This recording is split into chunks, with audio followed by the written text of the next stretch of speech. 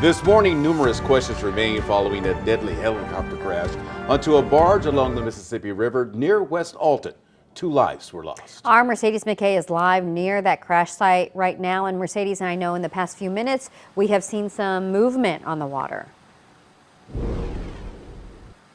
Yeah, good morning, Rennie and Michelle. So this morning, just minutes ago, we have seen some barge movement here on the Mississippi River behind me near Alton. Now, this all as investigators continue to try to piece together what led up to this tragedy that killed 2 people. And about 20 minutes ago, I got off the phone with the U.S. Coast Guard. They told me the part of the river that still remains closed is where the crash happened, which is closer to the Missouri side. I'm going to step aside and have our photographer zoom in so you can know exactly where that part of the river that is closed. The U.S. Coast Guard told me over the phone this closure runs about 1 mile long and 450 feet wide. Now, this morning, we also do have new information about the helicopter that was involved in this crash. We learned overnight that it was registered to a company, XL Helicopter. We know that's out of Salem, Missouri.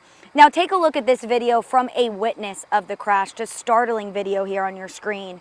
The Missouri State Highway Patrol says it happened shortly after 11 Thursday morning over the Mississippi River near West Alton in Missouri. Troopers say the helicopter had a pilot and 1 worker on board who were working on power lines near aviation warning markers. Those are the orange spheres on power lines we all see. So the aircraft hit a power wire and it knocked it loose into the river before bursting into flames.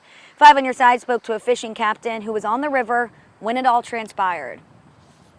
And then all of a sudden it touched the line, and in 2 seconds it wasn't a helicopter anymore. It was 1,000 pieces.